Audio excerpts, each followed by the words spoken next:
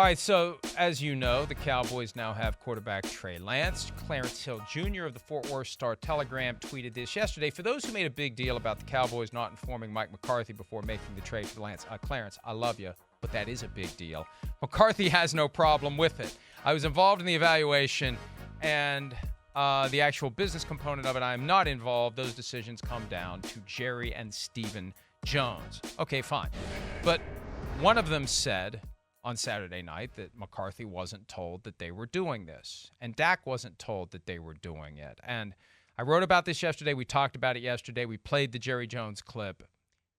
It's obvious to me that this is some sort of clumsy, awkward protection against Dak, telling them the only way you're reducing my $55 million or $59 million cap charge in 2024 is to make me the highest paid player in football, even if he's not the best player in football right now.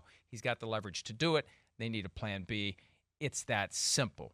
So McCarthy has no problem with it, because what's he going to do? What's he going to do? Is he going to vent? Right. Is he going to start knocking over tables and throwing books for the media about how mad he is with the guy who signs his check and who has the power to fire him?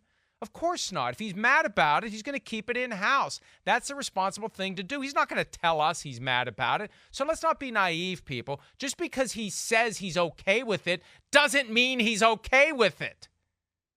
I don't know that I would really be okay with somebody taking away my third-string quarterback that I worked with all offseason, and that the quarterback's room likes, right? In theory of just importing this guy who did not work out as a number 3 overall pick for another team. And now we've got to kind of train him and maybe build him up into something when, okay. I mean, I guess that's something we can do, but it's not like there are any real snaps to be had once you start getting into the regular season. So yeah, I would not necessarily be the happiest about this, just based on what the situation is right now for the Dallas Cowboys, who have high aspirations, and they should. I mean, they've gone 12-5 in the last 2 seasons.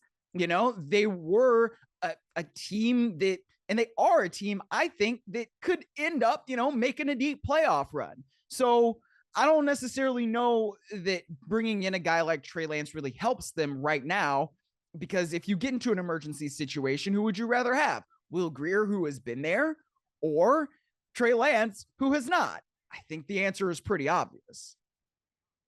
Yeah, and I think if Mike McCarthy had a vote, had a say, had the power to make the decision, he would have said, let's just stick with what we currently have. Why do we want to take the chance of reconfiguring the dynamics of the quarterback room right now? We talked yesterday about how much Dak loves Will Grier. Why are you taking away a guy that Dak Prescott loves and trusts and putting him in a position where he's got a stranger, a guy he doesn't know? They may get along great. It may work out well, but maybe it won't. Why do you want notoriously conservative NFL, and I don't mean in the political sense. I mean in the let's never change anything. We like it the way it is. Why do we next man up? We don't want Colin Kaepernick. We want next man up. We don't want somebody new. We want next man up. Well, you got next man up, and he's got a relationship with your quarterback, and you just ripped him right off of the roster. As I said yesterday, with the not-so-subtle message, hey, Dak, that's what you get for not redoing your contract this offseason and reducing your cap number next year, so we can have some certainty about our roster, and we will have the money around to pay Micah Parsons. That's what you get. If you would have just redone your contract, we wouldn't have had to do this. It's not even that, Will Grier's going to play, but we don't know what the dynamics of that quarterback room are, right? We don't know if there are things that Grier sees that he can, look at on film and pass along to Dak and say, hey, man, maybe you want to look at it this way. And maybe that helps Dak as a starting quarterback. I mean, those little things, those little subtle things are really important, I think, just in the dynamic of a team and a football team overall. So it's not the easiest thing to transition from one guy to the next. And it's not the biggest deal, but I don't think it's a nothing burger, right? When you're taking away one guy that Dak Prescott professes love for, and then you're putting in another person who he doesn't know and is a stranger, like you said. It's just reshuffling the cards at a time when you don't have to. You've already got your deck arranged. You know what it's going to be.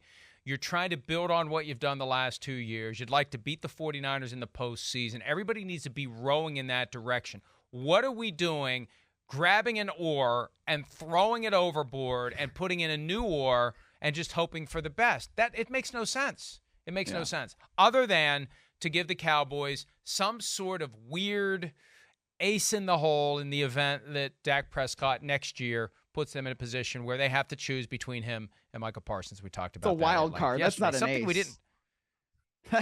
Is that really an ace? That ain't an ace. That's a wild card. Yeah, it's true. Most. It's not an ace. It's not an ace. Yeah, it's the what was the card that Aaron Rodgers, was it the 8 of diamonds when Oz Perlman guessed the card that he had because it was a magic trick? Hi, it's Mike Florio. Thanks for watching PFT on YouTube. Hit subscribe for the latest news and analysis from Pro Football Talk.